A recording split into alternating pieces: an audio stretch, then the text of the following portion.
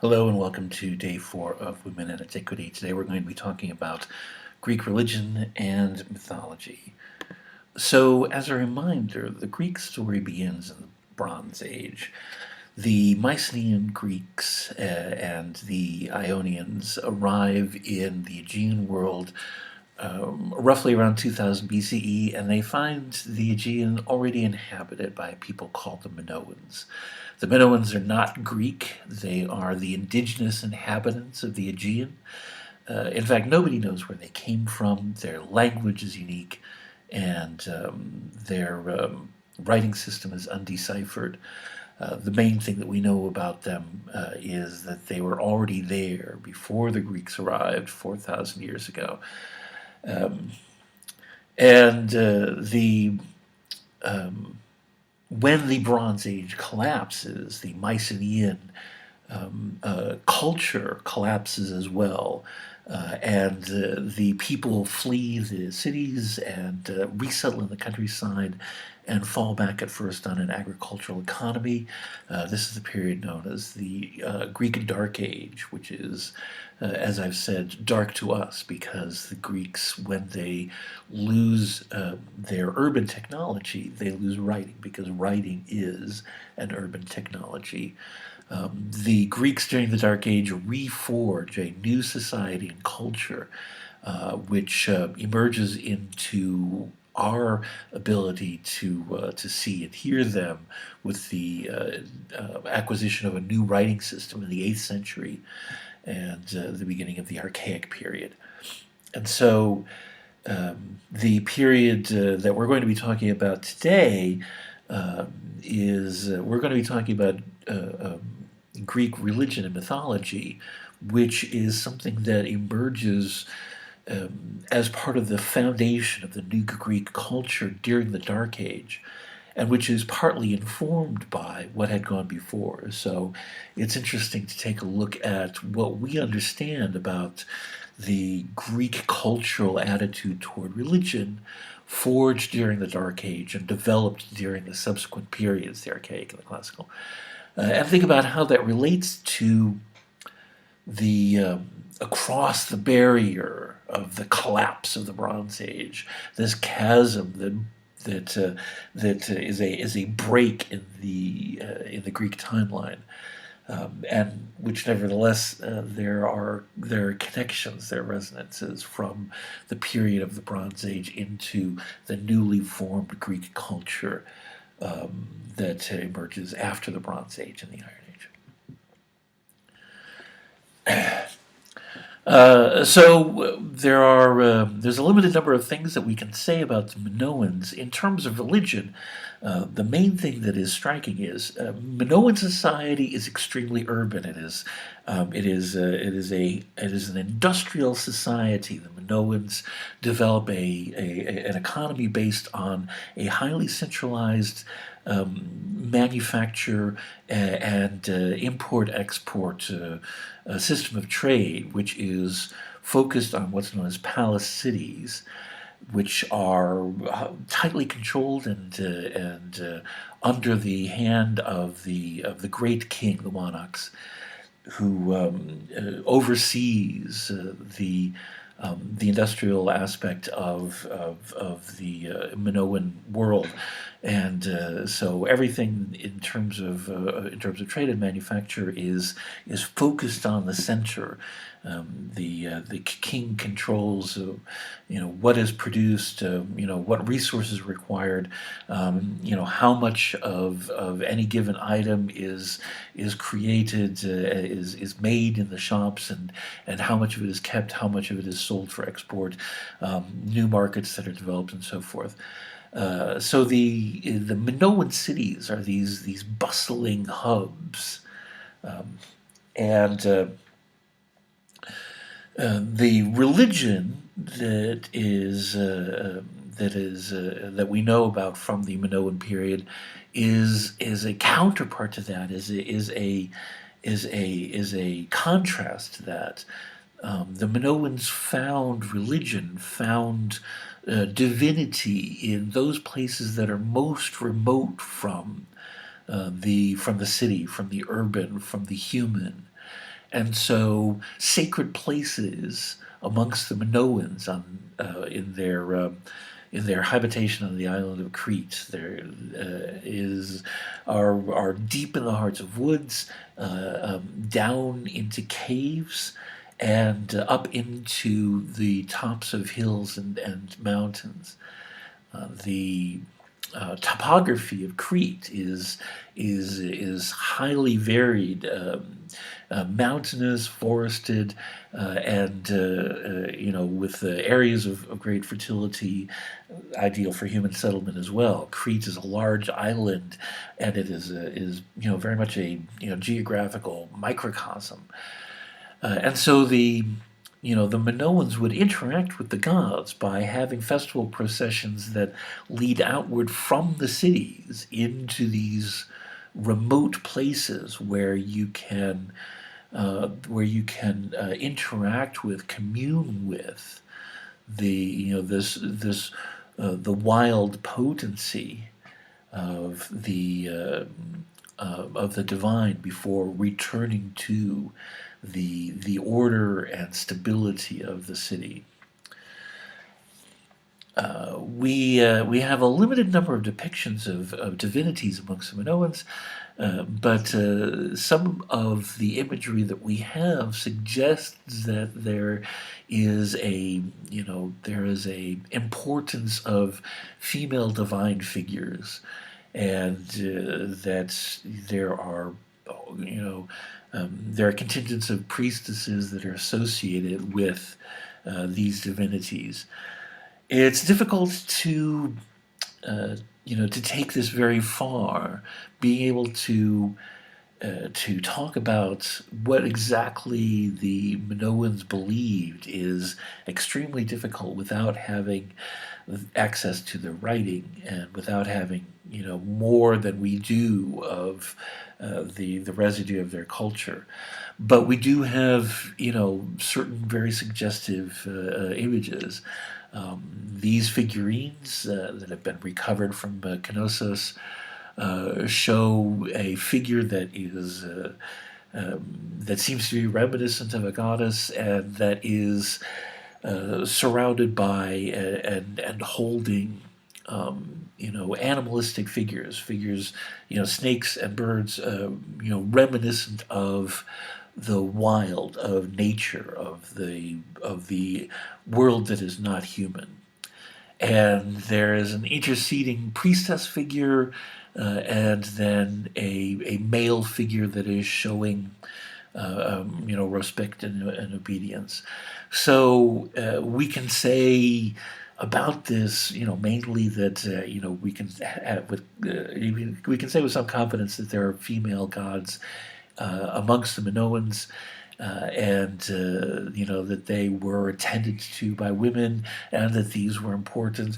Beyond that, there's absolutely no substance. There's no call for saying that the Minoans had a matriarchal society or anything like this.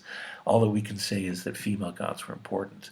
The kind of evidence that we have is lends itself to wild speculation, and we have to be very cautious about that when our evidence is so limited. So, for example, among the Minoans, we know that there are a number of depictions of what is known as bull leaping, where young men are engaged in an acrobatic challenge to a bull, and these are depicted with spectators and even with the accompaniment of musical instruments, of a flute, and so the conclusion is easy to draw that this was some kind of spectacle, that this was some kind of public event. But again, beyond that, we don't know, what more we can say about it.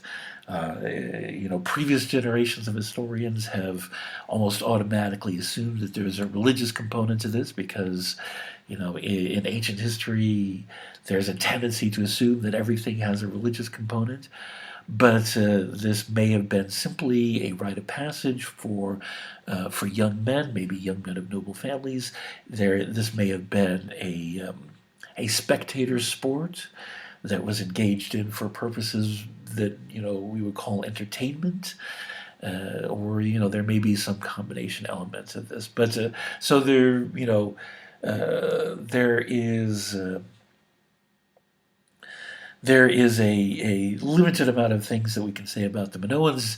One of the other things we can say about them is that they were encountered by the Mycenaeans when the Mycenaean Greeks arrived in this massive migration, one of these periodic migrations of Indo-European peoples into the Mediterranean world that we see periodically over the ancient period. And the Mycenaeans are very much unlike the Minoans at first. The Mycenaeans, like all of the Indo-Europeans, they come from the plateaus north of the Black Sea. They are tribal. They are decentralized, non-urban peoples, and they're because they are in origin pastoral. They tend to be more mobile. They tend to be more spread out from each other in places where they settle, and their history is one involving movement over land using carts and wagons and horses, rather than what is customary in the Mediterranean, which is movement by water using small vessels. And so these Mycenaean Greeks, these non-urban, decentralized, tribal peoples, encounter the wealth and magnificence and splendor and luxury of the Minoans in their great cities, and they are intrigued by this, and over time they come to attempt to emulate the Minoans by building palace cities of their own and following the Minoan economic model of centralized industrial manufacture. The Mycenaeans are very good at this, and not only that, they have a certain number of advantages over the Minoans, in particular because of their ancestral history with carts and wagons and horses. They're able to adapt that technology, the technology of the axle, to warfare. And so the Mycenaean Greeks are able to have an advantage in warfare through the use of the chariot and the use of cavalry. And so through economic drive and, when necessary, military superiority, the Mycenaeans displace the Minoans and become the dominant power of the Aegean. The climax of the Mycenaean story is, as they come to dominate the Aegean, they eliminate all of their rivals except for one, their ultimate rival, Troy, the great city on the opposite side of the Aegean. And so the story of the Mycenaeans, especially in retrospect, seems to build towards the life or death battle between the Mycenaeans and Troy, what we know as the Trojan War. This took place on the order of 1200 BCE. And the Mycenaeans are successful in the Trojan War. They defeat the Trojans. But the Mycenaean economy collapses only a century or two later through a combination of natural disasters, the overextension of this industrial economy. The economy becomes unbalanced as the expansion becomes too much for the base to handle. Essentially, the constant drive to increase production and trade becomes a bubble that bursts. So at the same time, there are disastrous earthquakes, volcanic eruptions, and a new migration of Indo-Europeans into the Aegean happens around the same time, around 1100, 1000 BCE, the arrival of the Dorian Greeks, the ancestors of the Spartans. And so the Mycenaean economy collapses. The Mycenaean culture ends. And what happens is that in the ensuing, what we call Dark Age, in the ensuing period, when the peoples of the Mediterranean leave the cities and resettle in the countryside and form this constellation of thousands of thriving farming villages that eventually coalesce into the new cities of archaic and classical Greece. During this period, the farming communities of the Aegean are isolated and self-identified. They become a series of islands. Some of them actually are islands. The Greeks are resettling on the islands of the Aegean, as well as in all of these pockets in the mountainous lands of Greece and the Balkans and Western Anatolia. And their identity forms around these local communities, and this is the origin of the way that the Greeks think about themselves later in terms of their city, in terms of their polis, which we'll talk about over the next couple of days. What connects them together is their shared heritage, their shared language, and their shared culture. And this is reinforced during the Dark Age, the 400 years or so of the Dark Age, through the bard, through the rhapsode, through the telling of epic stories that are shared amongst all of these many isolated communities. And so the bard would go from village to village, or people would come from one place to another to hear them. They would master these stories and pass them on to their apprentices. So over this period in which the Greeks have no writing, they tell these epic stories of their history, of their past, of the culture, of the times that have gone before. The greatest of these, of course, is the tales of the Trojan War that are eventually written down once the Greeks have writing again, under the name of Homer, the Iliad and the Odyssey.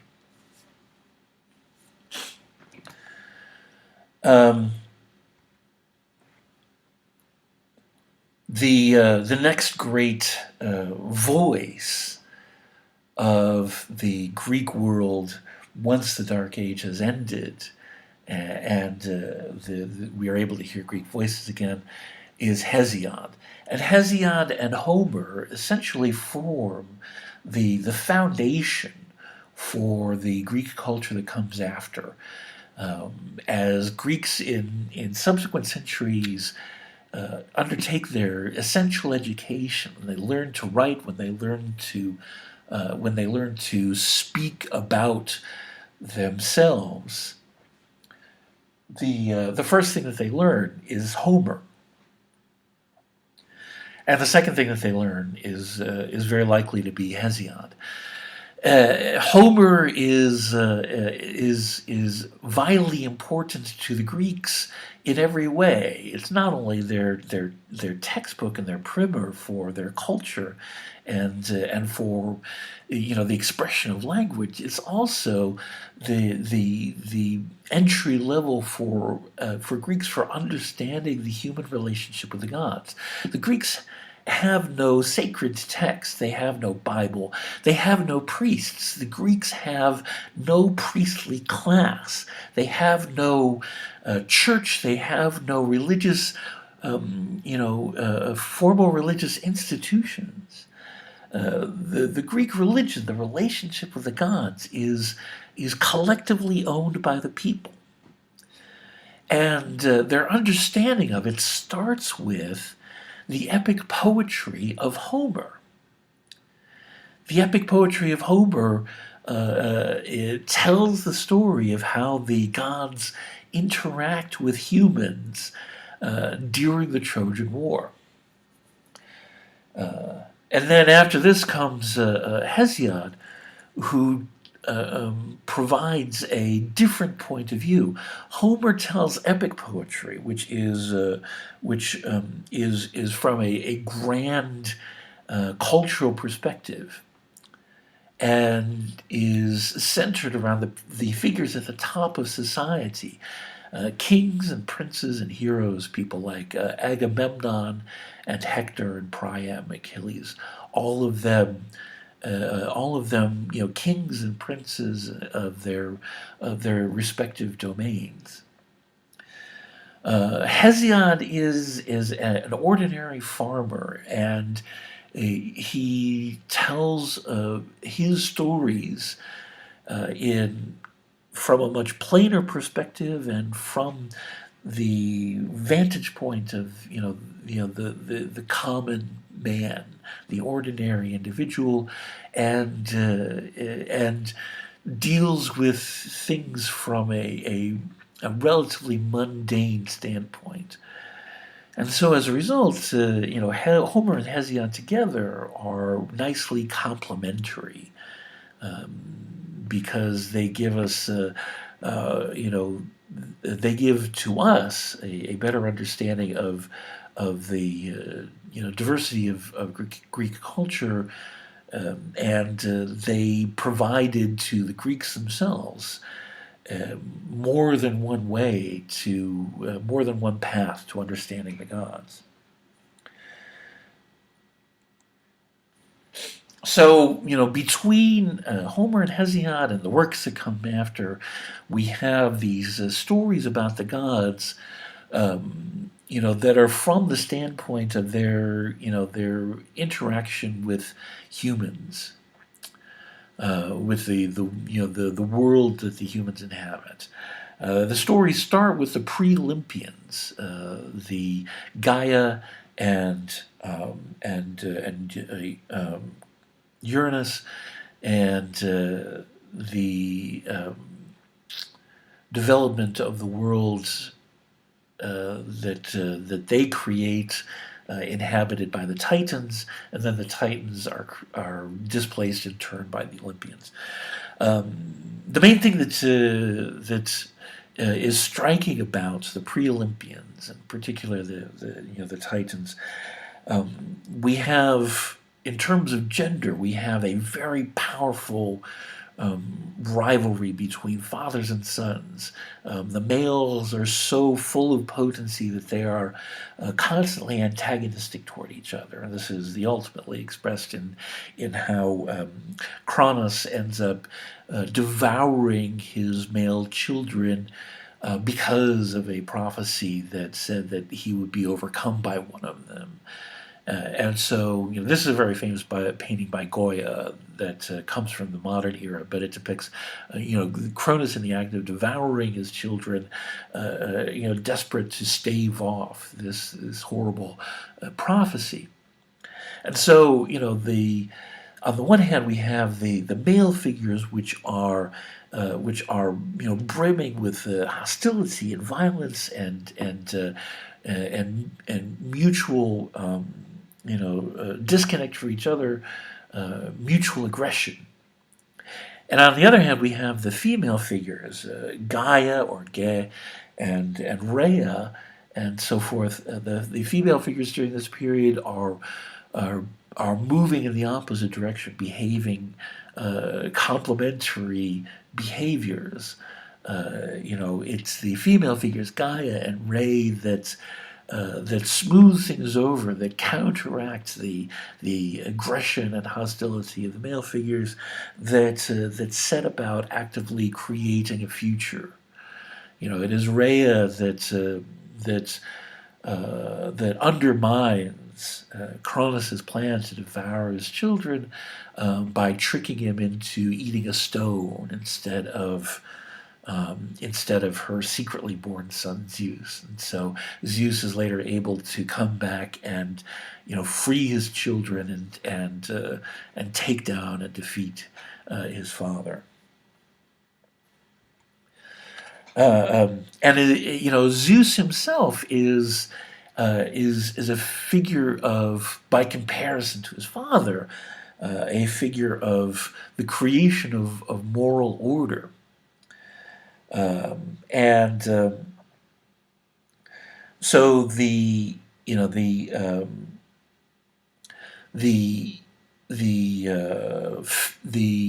Zeus is seen as being, literally the father of, most of the key gods of the Olympian pantheon, as well as gods and goddesses that represent more abstract ideas that are elementary to human interaction and to culture and society.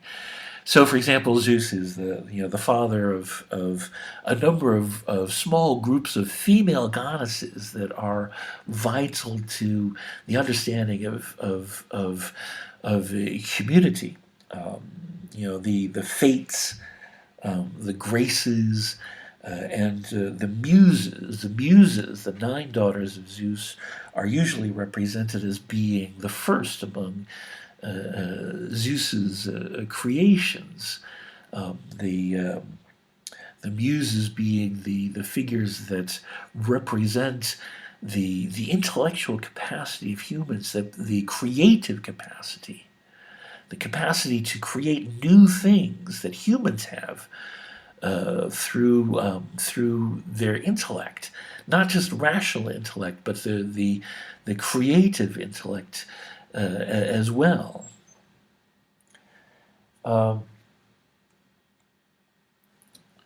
The question of whether the Olympian pantheon incorporates ideas of subordination of females is very debatable. For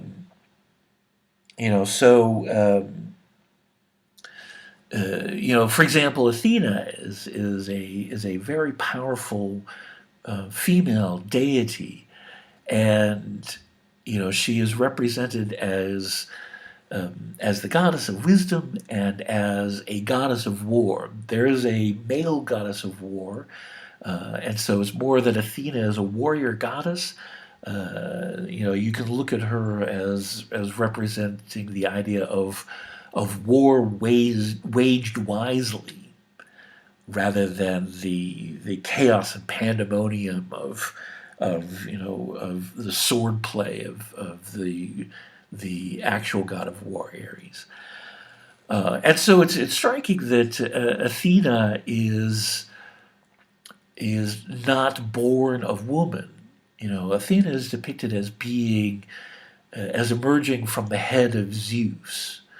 As Pomeroy says, this is, apt for a goddess of wisdom coming directly out of the brain of Zeus. And as we'll see in a few days, Athena herself identifies the male as the father, as being the sole parent of any subsequent children, just as she is. The thing about the idea that Athena does not come from a woman is misleading. The actual story involves Zeus having swallowed the mother of Athena while she was pregnant and absorbing the child into himself, so that later it comes out of his brain.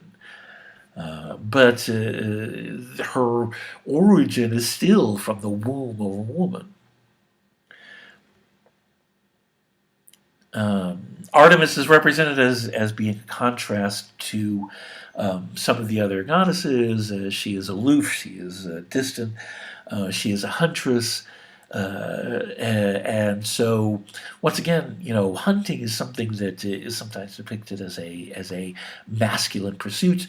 Artemis is represented as hunting in a pure form, a form that is separated from the bloodlust and emotion, in the same way that Athena represents the war without the concept of chaos and blood.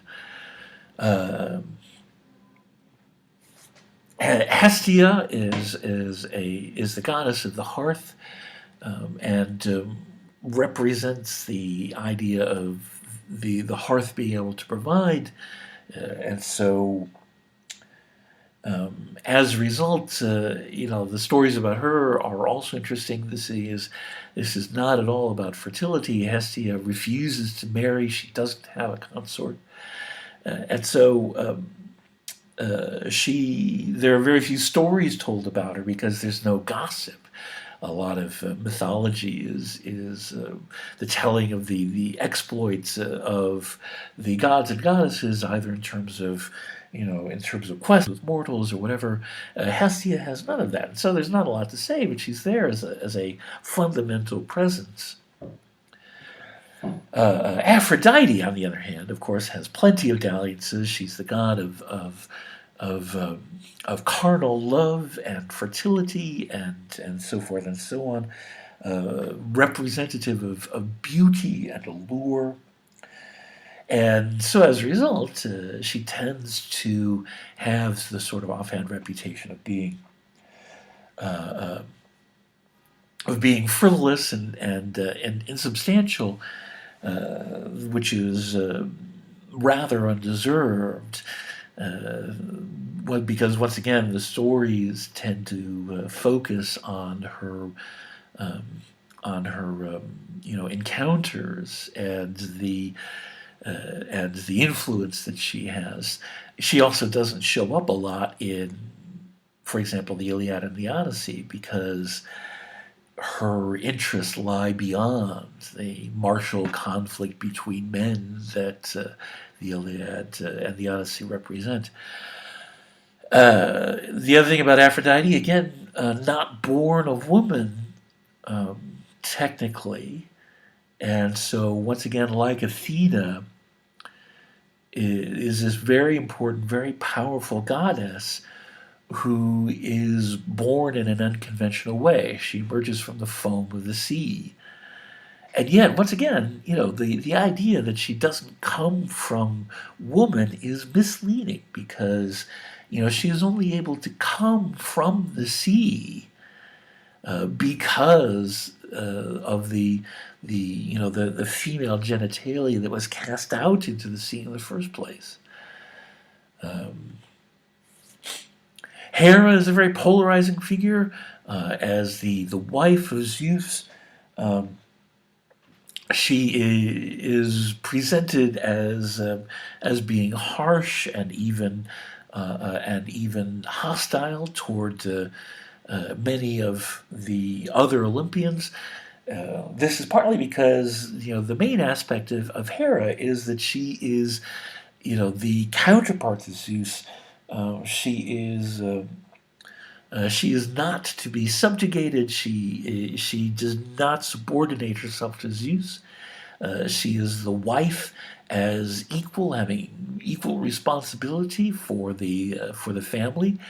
And so, the dark stories that are told about her, most of these are in terms of punishing either Zeus or the people that Zeus has sex with, or their offspring, because they represent the negative actions of Zeus, the bad things that Zeus has done, and so Hera is vengeful with considerable cause, and she has a role, therefore, as a sort of a guardian of certain things, a guardian of the way things are supposed to be, of the of the of the of the elemental nature of the family and the marital bond.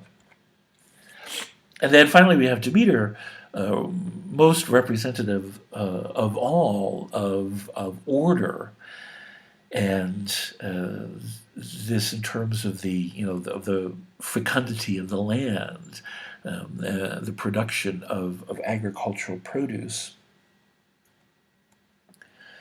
Hecate is one of the most striking figures of Greek mythology, and she is a goddess of crossroads and borders and thresholds, and so she's often depicted with three heads, as being able to see in all directions of travel, and she has a metaphysical aspect, a supernatural aspect. The three heads also represent her ability to see past, present, and future. She's identified with magic, with the things of the world that are unexplained, and so as a result, she's a very unusual figure. She holds a unique place between the world of man and the world of gods. The power that the gods have is reserved to them alone.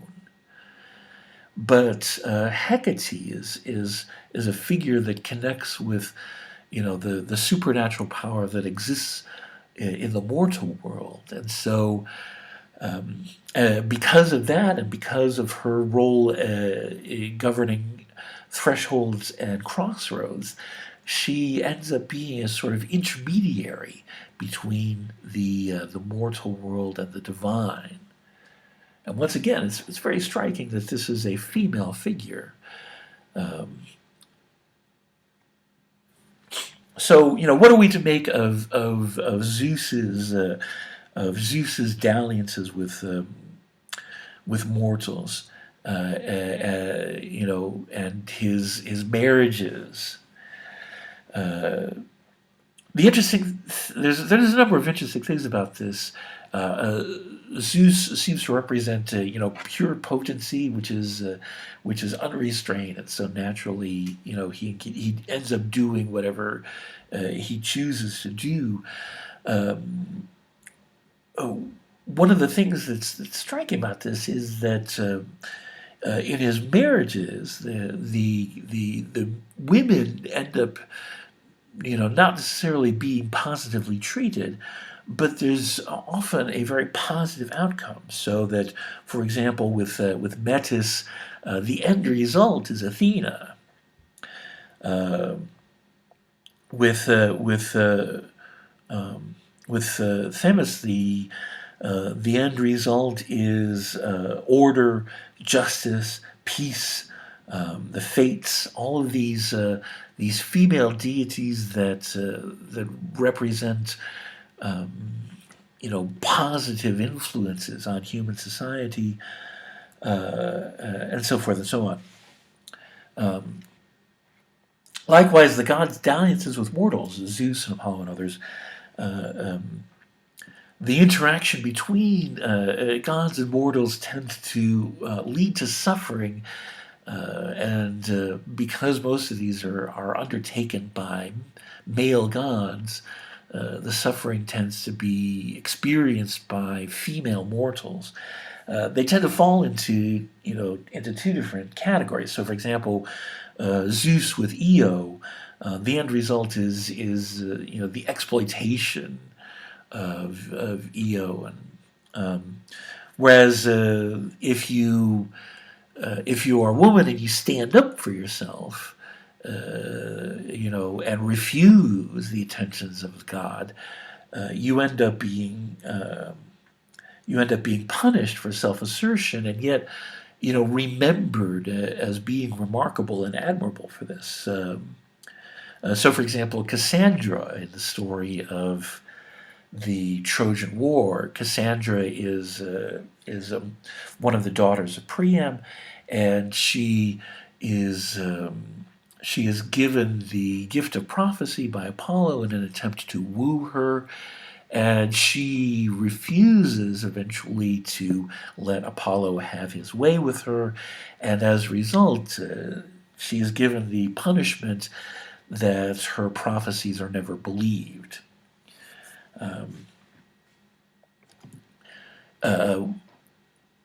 The overall thing that we want to say about the gods here is that the gods are that which is other. The gods are unrestrained by the things that restrain humans. And so, just as we saw with Sumer, the gods of the Aegean world, the gods of the Greeks, are characterized by that which is not human, which is to say, humans are mortal and the gods are immortal. Humans are governed by morality. They are bound by the rules of mortal men that bind them together, and by which humans set aside their individual desires and selfish needs for the sake of the community, for the sake of the needs of the community, and that the invention of civilization is primarily about that, and the result is stability, prosperity, posterity. The gods are not bound by morality. And so, as with the gods of Sumer, they are unpredictable and capricious, and tend to do things that would be unconscionable and abominable if they were performed by men. And so this is the point. The stories that are told about the gods are not meant to be models of behavior. They are not meant to represent ways things should be. And this includes the ways in which the tendency toward rape, the ways in which male and female goddesses interact with each other and interact with mortals. These are not designed to reflect Greek culture. They are designed to be instructive as contrasts to human behavior. And as the expression of fantasy, as the expression of things that are beyond human experience, including fantasies of being overpowered, and including the expression of the breaking of the rules, and the sensation of not being bound by them.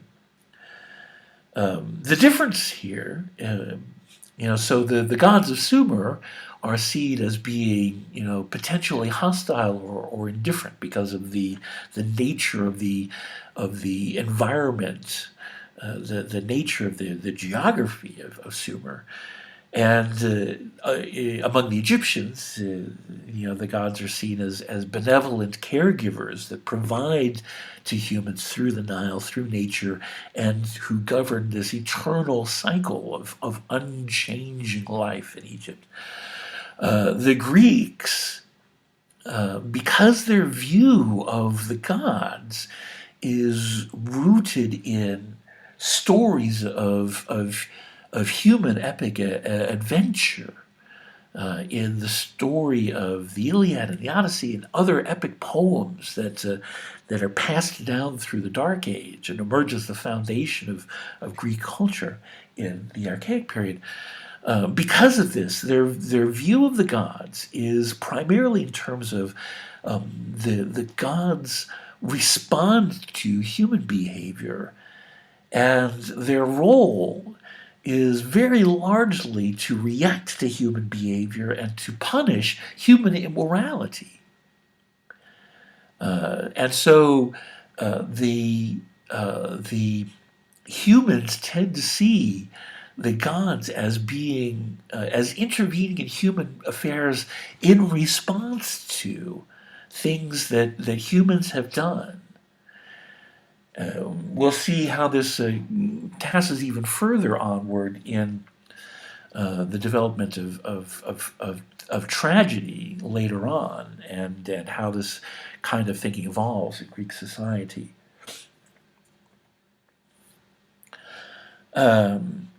It's worth thinking about the different ways of thinking of human interaction with divinity, human understanding of divinity, and so there's an older way of thinking about divinity that is more abstract. In other words, the older idea of the gods, which is represented in Greek mythology in terms of the Pre-Olympians, and especially the original divine figures that come before the Titans, is a more raw expression of the potency of the wild, of the potency of nature, and the ultimate expression of that is the earth itself, the mother of everything else, the origin of all natural power. And so the lying in back of the idea of these much more tangible, much more carefully defined goddesses like Athena and Aphrodite is this more raw idea of the great goddess, the mother goddesses of more primitive society, and so the presence of these figures in the background is something that we should bear in mind. The Greeks don't throw away their earlier beliefs.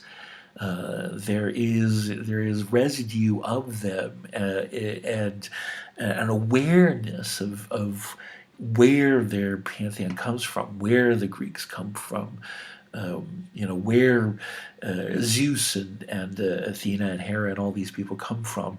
There's an older and greater power behind them. All right, so very quickly, taking a look at the readings, the Pomeroy chapter is a sort of a good, very brief background on the goddesses of Greek mythology. It's not a bad idea to do a little bit more reading on this if you're interested, or if you're going to be writing about it. The Pomeroy chapter is sort of a nice thumbnail sketch, but there is a lot more that can be said.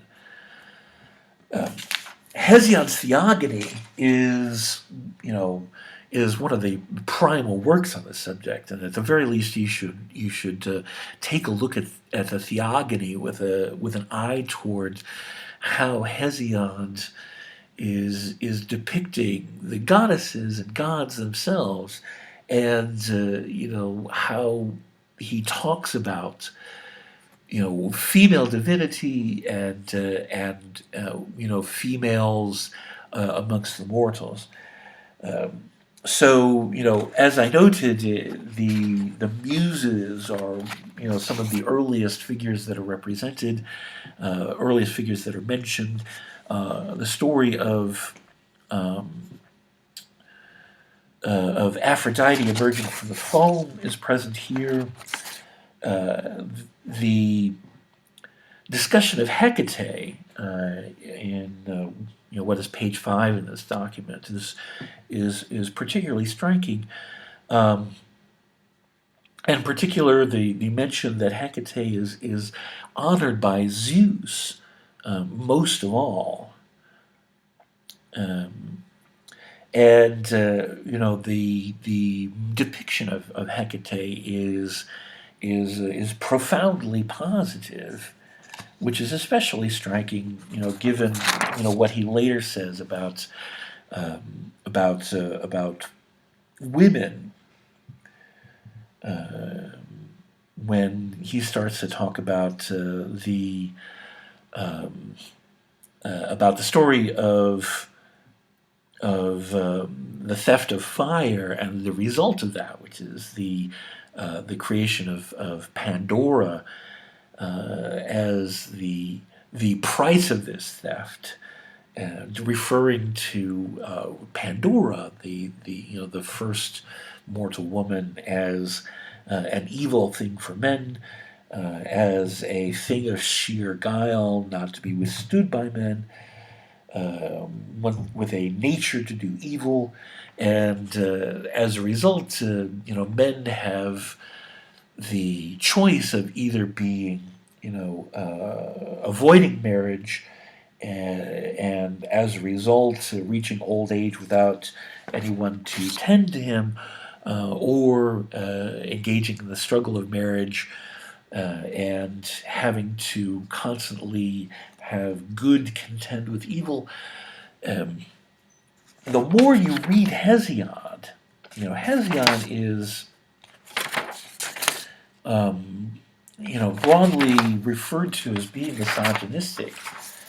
But the more you read Hesiod, in both Theogony and later when we come to Works and Days, the more you start to look at Hesiod's discussion of women as being an indictment of men. In other words, when he talks about, Pandora and woman being an evil thing for men, he's not saying, the words are not that women are evil, but rather that they create problems for men because men are attracted to them, and they incite in men emotions that interfere with rationality.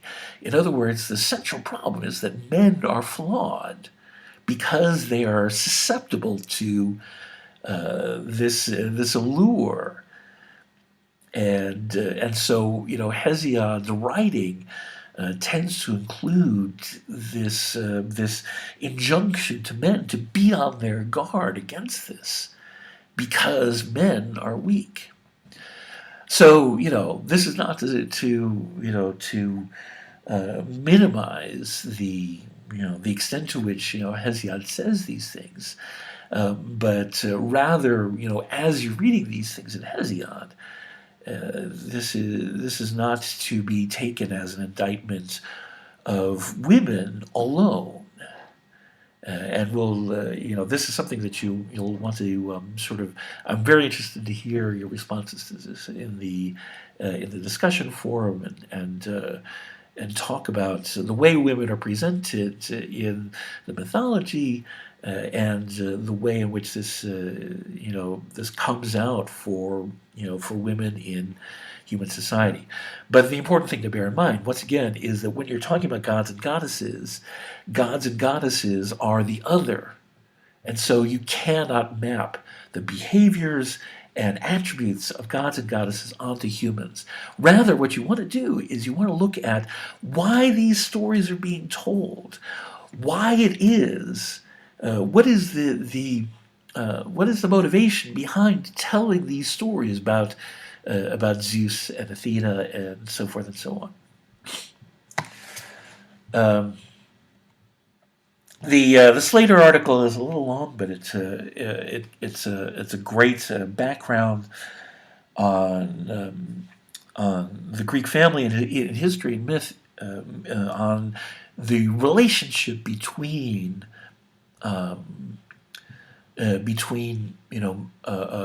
parent and child, and how this resonates in mythology and in epic poetry and so forth. Essentially, the central imagery that Slater calls upon is that of Medusa. And what we're looking at here is an image of Medusa.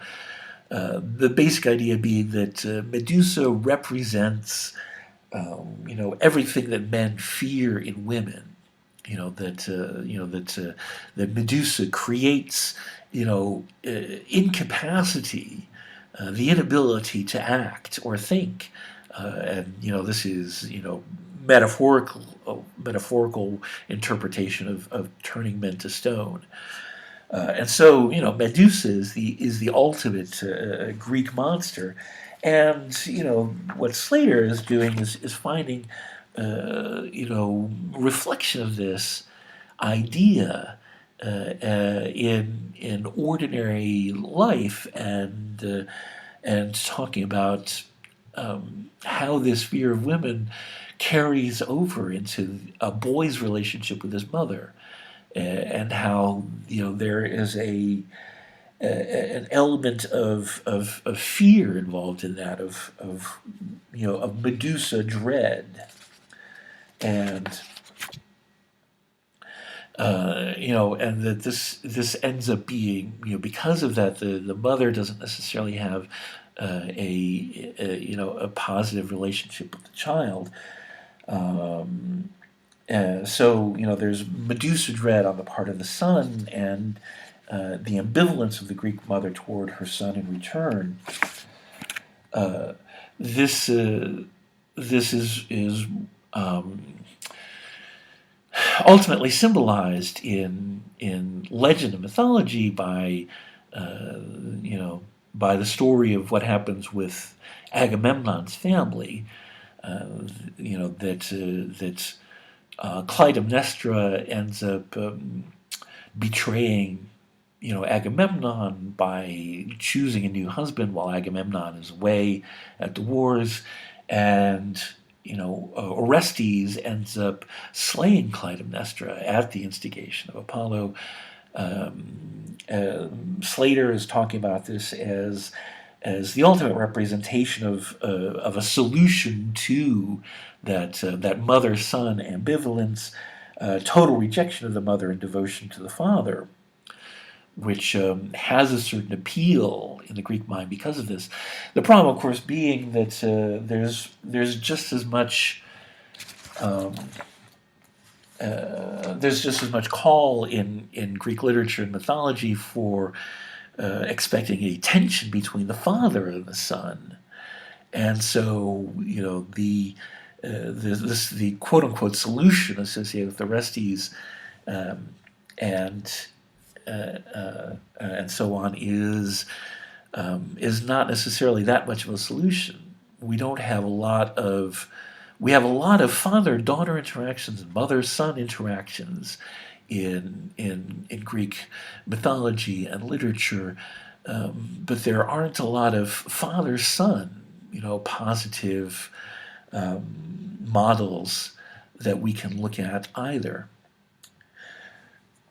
The Zeitlin article is very interesting. The story of Pandora, and Pandora side by side with Hekate. And so, this is tied very closely in with what we were saying about the Theogony. Pandora represents the break between the rupture between gods and mortals. It's it's the response to the theft of fire, which is the empowerment of men, the betrayal of the gods, and so forth. And so Pandora represents the break, and Hecate represents the intermediation. Hecate is a sort of intercessor, between the divine and the mortal. And so, the story of Pandora in here is something that's very much worth diving into deeper. And the way in which Pandora is like and unlike an Eve. She represents in the Hebrew Bible, the story of Genesis has Adam being created as as the first mortal man, and being formed in the image of God the Father. Amongst the Greeks, Pandora is represented as being an imitation of the gods, as well as something new and different. So Pandora represents not only the break, but the breakaway, the transition, the mutation, even an evolution from the divine to something else, something new. Humans, because of their capacity to create rationally, are a different kind of thing from the gods. And then finally, the cult of Demeter and Kore. So Kore is another name for Persephone. The thing that's worth saying about this reading is the religion of the Greeks is owned by the people, is celebrated collectively. This is done by the Greeks in public festivals that take place in the heart of the city, in the agora, the great open space that's also used as the marketplace.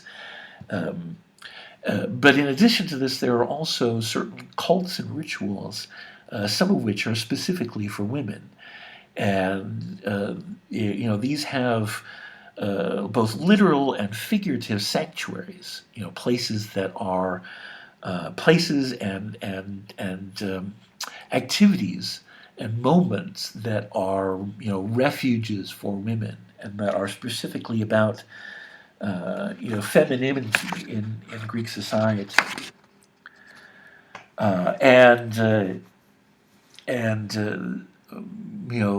several of these are related to Demeter and Kore, or Demeter and Persephone, so this is an interesting article along those lines. Nixon points out that Demeter and Kore have a goddess and daughter goddess relationship, which is a nice contrast once again to the father son hostility and aggression that we see amongst the male gods. And this also has to do with female fertility. In other words, the fertility of the land, the production of grains and produce, is obviously a parallel for female reproduction, and so the fertility of the land is representative of the future, of the creation of the future. Civilization results from an agricultural revolution in which the farming of the land replaces, a hunter-gatherer nomadic existence, and civilization truly emerges when the agricultural revolution becomes successful enough that surplus food can be developed so that not everybody has to farm. That the lands provide enough not merely to exist, to subsist, but also to grow a community and for people to contribute specialized skills, and for humans to progress in this way. And so, Demeter, in many ways represents the ultimate capacity of humans to not merely survive, but to grow and live and advance within their lives and across generations. And that's all there is for today. Don't forget to think ahead to the papers. To plan time to do the activities that you need to do for the representations and images paper, and to think about the topics that you're interested in for the position paper that's due at the end of the winter session. Please send me emails or post in the question forum with with any questions or concerns that you might have about either of those activities. But don't forget to be thinking about them